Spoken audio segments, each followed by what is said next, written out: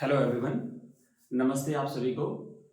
देखो भाई, अपन अब क्या कर रहे हैं कि आज अपना ये लास्ट चैप्टर रहेगा, थोड़ा सा पार्ट है, और आज ही अपन नेक्स्ट बुक भी शुरू करेंगे।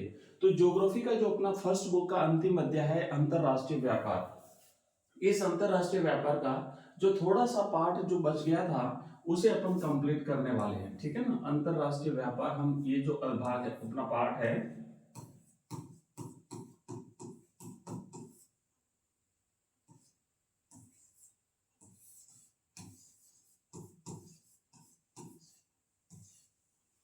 ठीक है। तो ये अंतरराष्ट्रीय व्यापार को जो है हम कंप्लीटली पढ़ चुके हैं, और इस तरीके से अपनी पहली बुक कंप्लीट हो गई है। तो हमने जो टारगेट रखा था कि भाई 18 दिन में हम बुक कंप्लीट करेंगे, तो बिल्कुल उस टारगेट को ध्यान में रखते हुए अपन आगे बढ़ रहे हैं, और बिल्कुल 18 दिन में अपनी दोनों ज्योग्राफी के बुक्स जो है वो कंप्लीट हो जाएगी। साथ ही साथ इवनिंग में अपन इसका जो है वो एमसीक्यूज भी चल रहे हैं, तो एमसीक्यूज भी हमारा इसी के साथ चल रहा है। जैसे ही हमारी ज्योग्राफी कंप्लीट होगी, फिर हम नेक्स्ट सब्जेक्ट जो भी आपकी डिमांड रहेगी उसके अकॉर्डिंग शुरू करेंगे। अब देखो, ज्यादा टाइम नहीं बचा एग्जाम में, इसलिए आप लोग बिल्कुल टाइम खराब ना करें, और अपने टारगेट को ध्यान में रखते हुए फिक्स कर लीजिए और उसके अकॉर्डिंग पढ़ाई करिएगा। तो चलो बिना टाइम खराब किए शुरू करते हैं आज का अपना अध्याय, अंतरराष्ट्रीय व्यापार का अंतिम भाग। एक होता है, एक चीज होती है कि डंप करना। तो एक डंप करने में क्या होता है कि ऐसी दो वस्तुएं जो भिन्न भिन्न मूल्य की हैं, उन्हें अलग अलग देशों में व्यापार के लिए भेजी जाती है, तो वो क्या कहलाती है? वो डंप करना कहलाती है। कीमत उनकी अलग अलग है, ध्यान रखना ना, अलग अलग कीमत की वस्तु है। अब ये अलग अलग कीमत का क्या कारण है? कोई भी कारण हो सकता है, लागत के अलावा विभिन्न विभिन्न कारणों से अलग अलग कीमत की वस्तुओं को दो भिन्न भिन्न देशों में जो है वो विक्रय के लिए भेजना क्या कहलाता है? वो डंप करना कहलाता है। आगे बढ़ते हैं नेक्स्ट।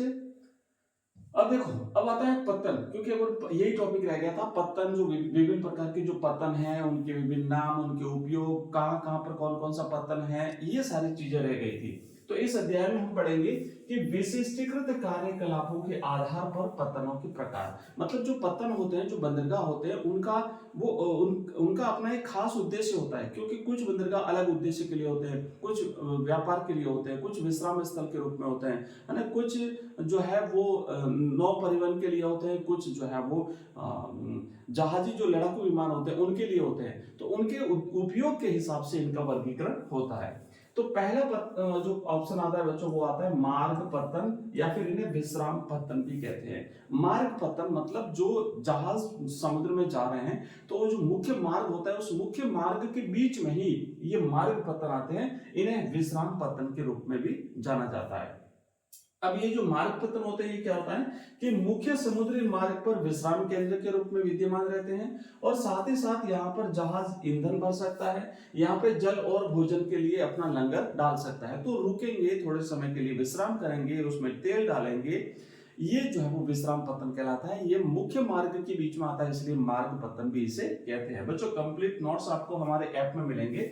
हमारा ऐप है बच्चों एजुकेशन राइज। जो रेगुलर बच्चे हैं उनको पता है, जो नए हैं उनको बता देता हूँ, ये कंप्लीट नोट्स आपको वहां पे मिलेंगे। इसके अलावा मॉडल पेपर और हमारे सारे जो चैप्टर वाइज वीडियोस हैं वो आपको वहां पे मिलेंगे, एमसीक्यूज मिलेंगे, ऑनलाइन क्लास सीरीज मिलेगी, सब कुछ मिलेगा। और सारे कोर्सेज हैं, geography, history, political science, English compulsory, Hindi compulsory, Hindi साहित्य, सारे आपको यहाँ पे मिल जाएंगे। ठीक है, आगे बढ़ते हैं। अब ये जो मार्ग पत्तन है या जो विश्राम पत्तन है, इसके अगर उदाहरण पूछे परीक्षा में, छोटा प्रश्न यहां से बन सकता है, तो होनोलुलु और सिंगापुर, ये दो पत्तन जो है वो इस श्रेणी में आते हैं। अगला हमारा पत्तन है तेल पत्तन। अब तेल पत्तन क्या होता है कि यहाँ पर जो ये पत्तन है, ये तेल के प्रक्रमण और नौ परिवहन का कार्य करते हैं। अब तेल प्रक्रमण में कुछ तो टैंकर पत्तन होते हैं, और कुछ जो है वो तेल शोधन पत्तन होते हैं। वेनेजुएला में माराकेबो, ट्यूनिशिया में अस्साकिरा, लेबनान में त्रिपोली टैंकर पत्तन है, और पर्शिया की खाड़ी में अबादान जो है ये एक तेल पत्तन है। अब देखो, ये प्रश्न यहां से पूछा जा सकता है कि अबादान क्या है। तो अबादान एक पत्तन है, और अबादान कैसा पत्तन है? ये एक तेल शोधन पत्तन है। तेल शोधन मतलब रिफाइनरीज जो होती है ना, जहां पे तेल को रिफाइन किया जाता है, तो वो तेल शोधन कहलाता है। तो ये जो पर्शिया की खाड़ी में एक अबादान है, ये तेल शोधन पत्तन है। ठीक है, बाकी हमने ये देखा मारा कैबो, यहां से भी प्रश्न बन सकता है, छोटे छोटे प्रश्न कि भाई मारा कैबो क्या है, तो मारा कैबो एक पत्तन है। कैसा पत्तन है? ये एक टैंकर पत्तन है। ये सारे जो है वो एक टैंकर पत्तन है। आगे बढ़ते हैं, नेक्स्ट अगला है हमारा पैकेट स्टेशन। अब देखो पैकेट स्टेशन का एक दूसरा नाम होता है बच्चों फेरी पत्तन, है ना। पैकेट स्टेशन को ही हम क्या कहते हैं? इसको फेरी पत्तन भी कहते हैं। अब ये फेरी पत्तन जो है, हाँ यहाँ लिखा हुआ है, फेरी पत्तन के नाम से भी जाना जाता है। और ये पैकेट स्टेशन जो है विशेष रूप से छोटी दूरियों को तय करते हुए जलीय सीमा के भीतर डाक और परिवहन की व्यवस्था करते हैं। क्या करते हैं ये? कि जलीय सीमा के भीतर या जल क्षेत्र के आर पार डाक और यात्रियों के परिवहन से जुड़े होते हैं। ये फेरी पत्तन मतलब फेरा देना, है ना, फेरे देने, तो ये फेरी पत्तन कहलाता है। ठीक है, और इसी फेरी पत्तन को क्या कहते हैं? Packet station. अगला है हमारा आंत्रपोपत्तन। ये विशेष रूप से ध्यान रखना, थोड़ा सा आंत्रपोपत्तन प्रश्न पूछा जा सकता है बच्चों। आंत्रपोपत्तन क्या होता है कि विभिन्न देशों से जो वस्तुएं मंगाई जाती है, पहले वहां पे मंगाने के बाद उन वस्तुओं को वहां से फिर निर्यात किया जाता है। तो निर्यात के उद्देश्य से अलग अलग देशों से वस्तुओं को मंगाया जाता है, वहां पे उतारा जाता है, वहां से फिर वापस क्या कर दिया जाता है? निर्यात कर दिया जाता है। तो इन पत्तनों पर विभिन्न देशों से निर्यात हेतु वस्तुएं लाई जाती है, एकत्र की जाती है और फिर अन्य देशों को भेज दी जाती है। यह है आंत्रपोपत्तन। अगर बात करें उदाहरण के रूप में, तो यूरोप का रॉटरडम और कोपेनहेगन और एशिया का सिंगापुर, ये है आंत्रपोपत्तन। कई बार प्रश्न पूछा जाता है कि एशिया का सिंगापुर किस प्रकार का पत्तन है? तो ये एशिया का सिंगापुर एक मार्ग पत्तन भी है ना, ये एक विश्राम पत्तन में भी आता है और साथ ही साथ ये एक आंत्रपोपत्तन में भी आता है। इसी तरीके से होनोलुलु जो है वो भी एक मार्ग पत्तन में शामिल किया जाता है। अब आता है नौसेना पत्तन। नौसेना पत्तन में क्या है? यह एक सामाजिक महत्व के पत्तन है और यह पत्तन युद्ध जहाज को सेवाएं देते हैं। जो नौसेना पत्तन होते हैं, जो लड़ाकू विमान होते हैं, उनको सेवाएं देते हैं। स्पेशली उनके लिए ही होते हैं, उनके लिए मरम्मत कार्यशालाएं भी जो है वो यहाँ पे चलाते हैं और उनको बाकी जो सेवाएं देते हैं। अगर बात करें भारत में, तो कोच्चि और करवाड़ ये जो है वो नौसैनिक पत्तन के रूप में जाने जाते हैं। अब है कि पत्तनों को अंतरराष्ट्रीय व्यापार का प्रवेश द्वार क्यों कहा जाता है? यहां से छोटा प्रश्न भी बन सकता है कि भाई अंतरराष्ट्रीय व्यापार का प्रवेश द्वार किसे कहते हैं? पत्तन को कहेंगे हम, या फिर सूखे बंदरगाह को कहेंगे, या समुद्र को कहेंगे, या नदियों को कहेंगे? ऐसे प्रश्न बन सकता है। तो जो पत्तन जो होते हैं वो जो है वो अंतरराष्ट्रीय व्यापार के प्रवेश द्वार कहलाते हैं। क्यों कहलाते हैं? क्योंकि अंतरराष्ट्रीय व्यापार जो है ना मुख्य रूप से समुद्री मार्गों से ही होता है, और समुद्री मार्गों से जब व्यापार किया जाता है तो आखिर जहाज रुकेगा कहां? पत्तन पर ही तो रुकेगा। तो इसीलिए अंतरराष्ट्रीय व्यापार की दुनिया में मुख्य प्रवेश द्वार जो है वो पोताश्रय या फिर पत्तन होते हैं। पोताश्रय जहां पोतों को आश्रय मिलता है, पोत माने जहाज। इन पत्तनों के द्वारा जहाजी माल और यात्री विश्व के एक भाग से दूसरे भाग में जाते हैं। तो क्या करेंगे? जहाज यहाँ रुकते हैं, व्यापारी यात्री उतरते हैं, फिर चढ़ते हैं, माल उतारा जाता है, फिर उसमें डाला जाता है, दूसरे देशों को भेजा जाता है, दूसरे देश में भी वापस वही पत्तन होता है। तो सारा काम पत्तनों से ही तो हो रहा है, इसलिए इनको जो है वो हम प्रवेश द्वार कहते हैं अंतरराष्ट्रीय व्यापार का। अब हम बात करें इन पत्तनों के महत्व के बारे में कि भाई इनका इतना महत्व क्यों है, ये इतने इंपोर्टेंट क्यों होता है? तो पत्तन व्यापार के लिए अत्यावश्यक है, क्योंकि बड़े पैमाने पर अंतरराष्ट्रीय व्यापार जो है वो समुद्री भागों से होता है, समुद्री मार्गों से होता है। अब ये ये क्या क्या सुविधाएं प्रदान करते हैं? देखो, जहाजों को रोकने के लिए पत्तन काम आते हैं, जहाज ठहरने के लिए आश्रय प्रदान करते हैं, ठीक है, पत्तन। उसके अलावा वस्तुओं को लादना, उतारना और भंडारण की सुविधा प्रदान करते हैं, ये सारा काम भी पत्तनों पर होता है। फिर होता है आधुनिक सुविधाएं, प्रशीतकों, छोटी नौकाओं की सुविधा भी ये प्रदान करते हैं। प्रशीतकों का मतलब जो शीत गृह होते हैं, जहाँ पे कुछ जल्दी खराब होने वाली वस्तुओं को वहां पे स्टोर किया जाता है ना, तो वहां ये प्रशीतक कहलाता है। और श्रम और प्रबंधकीय सुविधाएं प्रदान करते हैं और साथ ही साथ जहाजों के रख रखाव की व्यवस्था भी करते हैं। तो इतने सारे काम जब पत्तन करते हैं तो भाई इनका महत्व तो हो गई। आगे बढ़ते हैं, नेक्स्ट है अब पत्तनों के प्रकार हम देखेंगे कि इनको किन किन भागों में विभाजित किया जाता है, इनके प्रकार क्या है, किस प्रकार के होते हैं। तो निपटाए गए 9 भार के अनुसार, मतलब इनके द्वारा जो काम किए जा रहे हैं उन कामों के आधार पर इनको अलग अलग रूपों में बांटा जाता है। तो अनुसार पत्तन है ना, पत्तन यानी पोताश्रय बने बंदरगाह। औद्योगिक पत्तन होता है, इसमें क्या होता है, ये पत्तन थोक नौभार के लिए विशेषीकृत होते हैं, मतलब विशेष रूप से जो बहुत ज्यादा मात्रा में थोक के रूप में जो ये किया जाता है, जो व्यापार, जहाजों का आना, वस्तुओं का लादना, वस्तुओं को लादना, वस्तुओं को भेजना, ये जो काम किया जाता है वो औद्योगिक पतन कहलाते हैं। जैसे अनाज है, चीनी है, अयस्क है, तेल है, रसायन है, इनका बहुत ज्यादा मात्रा में आना और वहां से भेजा जाना, तो ये औद्योगिक पतन कहलाते हैं। दूसरे होते हैं वाणिज्यिक पतन। यह पतन सामान्य नौभार समावेत उत्पादों और विनिर्मित वस्तुओं का निपटान करते हैं। ये पतन यात्री और यातायात का भी प्रबंध करते हैं, तो ये होता है वाणिज्यिक पतन, जो वाणिज्य के तौर पर, मतलब जैसे यात्रियों को लाना ले जाना, साथ ही साथ जो वस्तुएं होती है, उत्पाद और जो विनिर्मित वस्तुएं होती है, उनका भी यहाँ पे लादना और वहां से भेजा जाना काम किया जाता है। इसके बाद में होता है विस्तृत पतन। ये विस्तृत जो पतन होते हैं, ये पतन बड़े परिमाण के सामान्य नौभार का थोक में प्रबंधन करते हैं, मतलब बड़ा जो वस्तुएं होती है उनका करते हैं, और साथ ही साथ संसार के जो अधिकांश महान पतन है वो विस्तृत पतनों के रूप में वर्गीकृत किए गए हैं। तो ये इंपॉर्टेंट चीज है, यहाँ से प्रश्न बन सकता है कि विश्व के अधिकांश जो महान पतन है वो किस रूप में जो वर्गीकृत किए गए हैं, तो वो विस्तृत पतन के रूप में वर्गीकृत किए गए हैं। इसके बाद ये तो हमने उनके द्वारा किए जा रहे कार्य के आधार पर इनको विभाजित किया था।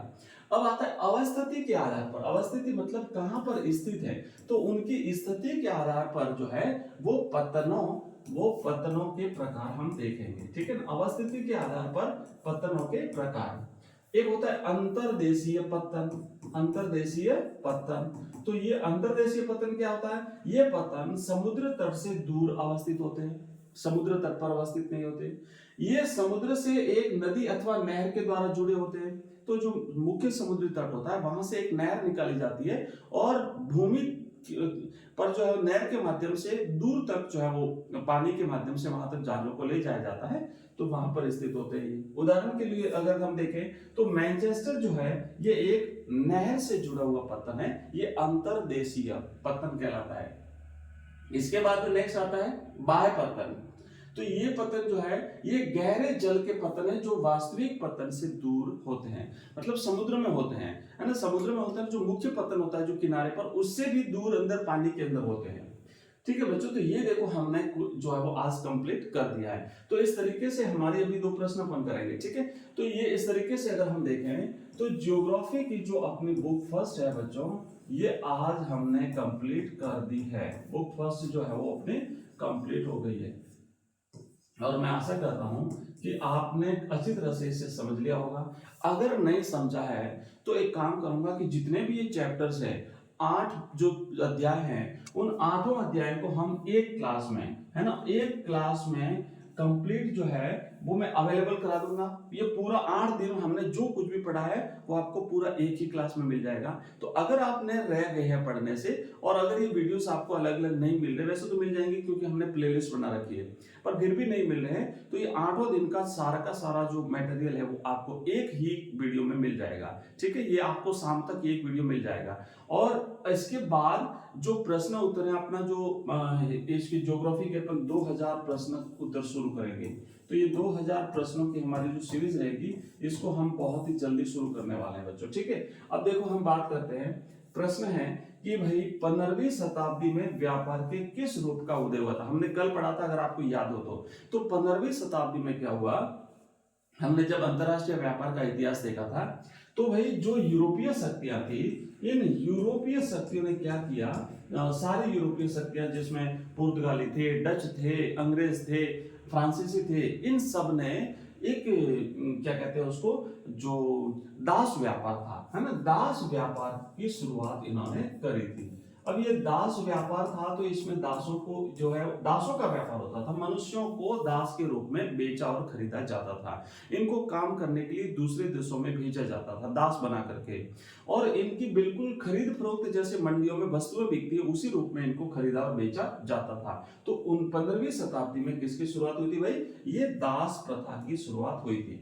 नेक्स्ट क्वेश्चन है कि अंतरराष्ट्रीय व्यापार से क्या आशय है। तो देखो हमने पढ़ा था बच्चों, अंतरराष्ट्रीय व्यापार जो है वो क्या होता है कि 2 राष्ट्रों के बीच में, मतलब दो देशों के बीच में अंतरराष्ट्रीय स्तर पर, है ना, अंतरराष्ट्रीय स्तर पर अंतरराष्ट्रीय स्तर पर, अंतरराष्ट्रीय स्तर पर दो देशों के बीच, दो या दो से ज्यादा देशों के बीच में, है ना, दो देशों के बीच राष्ट्रीय सीमाओं से परे, राष्ट्रीय सीमाओं से परे, राष्ट्रीय जो बाउंड्रीज होती हैं, राष्ट्रीय सीमाओं से परे वस्तुओं और सेवाओं का स्वैच्छिक आदान प्रदान, वस्तुओं और सेवाओं का स्वैच्छिक आदान प्रदान, सेवाओं का स्वैच्छिक आदान प्रदान। तो ये स्वैच्छिक आदान प्रदान है, ये कहलाता है हमारा अंतरराष्ट्रीय व्यापार। ठीक है, अगर फिर भी आपको इस टॉपिक में या इससे पहले हमने जो टॉपिक पढ़े हैं, टोटल 8 टॉपिक पढ़े हैं, अगर आपको किसी भी प्रकार का कोई डाउट है, कुछ भी प्रकार की आपको अगर समस्या है, तो आप या तो कमेंट कर देना मुझे इस वीडियो के कमेंट बॉक्स में, या फिर आप हमारा जो व्हाट्सएप नंबर है आपने नोट कर लिया होगा, जो नए बच्चे हैं उनको बता दूं, 9079622989, और इस पर आप या तो मैसेज कर दीजिए, तो हमारी जितनी लिंक्स हैं वो सारी लिंक आपको यहाँ पे मिल जाएगी, या फिर आप हमारा ऐप डाउनलोड कर लीजिए, एजुकेशन राइज नाम से ऐप है अपना बच्चों, इस ऐप को डाउनलोड कर लीजिए, वहां पर आपको कंप्लीट जो है कोर्स मिल जाएंगे, और कोर्स हमने लेटेस्ट पैटर्न के अकॉर्डिंग, बोर्ड एग्जाम्स के लेटेस्ट ब्लूप्रिंट के अकॉर्डिंग तैयार किया है, और आप बिल्कुल मिनिमम चार्ज पर हम आपको ये कोर्स अवेलेबल करवा रहे हैं। ठीक है, अब ज्यादा समय नहीं बचा है एग्जाम में, जितना कोशिश कर सको उतनी कर लो, क्योंकि समय रिपीट नहीं होगा, बार बार जो है वो दोबारा नहीं आएगा, और समय चला जाएगा अगर आपने अभी भी आलस रहे, अगर ध्यान नहीं दिया तो। और दूसरी चीज होती है, दूसरी इंपॉर्टेंट चीज ये है कि आपको रिवीजन करना पड़ेगा, चीजों का रिवीजन जरूर करना पड़ेगा। अगर आपको एक बार चीजें समझ में आ गई लेकिन आप रिवीजन नहीं किया तो भूल जाओगे, इसलिए फिक्स कर लीजिए कि पहली बार जब टॉपिक पढ़ लेते हो तो तीसरे दिन के बाद में आपको रिवीजन कर लेना है, उसके बाद फिर 7 दिन में रिवीजन करना है, फिर 21 दिन में करना है। तो अब ये टारगेट आपका इतना ही बचा, समय इतना ही हमारे पास है कि आप इतना ही कर पाएंगे, इसलिए कर लीजिए। और ध्यान रखना, लिखने की हैबिट डालिएगा, लिखना कंटिन्यू करिए, क्योंकि एग्जाम में बहुत ज्यादा लिखना पड़ेगा, और अगर वहां अभी लिखा नहीं तो एग्जाम में टाइम चला जाएगा और आप लिख नहीं पाओगे। ठीक है, ये सारी चीजें। इसके बावजूद अगर आपको किसी प्रकार का कोई भी डाउट है तो कमेंट बॉक्स में मुझे कमेंट कर दीजिएगा। इसके अलावा जो ज्योग्राफी है, ज्योग्राफी के अलावा हम बाकी सब्जेक्ट भी पढ़ते हैं, जैसे हिंदी कंपलसरी पढ़ते हैं, हिस्ट्री पढ़ते हैं, पॉलिटिकल साइंस पढ़ते हैं, इंग्लिश कंपलसरी पढ़ते हैं, हिंदी साहित्य पढ़ते हैं, ये हमारे सारे सब्जेक्ट होते हैं। और लाइव क्लास अपनी एवरीडे शाम को रहेगी, एक तो ज्योग्राफी की रहेगी, और साथ ही साथ हमें जो अपना जो पॉलिटिकल साइंस है उसकी लाइव क्लास भी हम शाम को 6:30 से 7 बजे के बीच में आपको मिलती है। तो मिलते हैं अगली क्लास में, तब तक के लिए जय हिंद, जय भारत।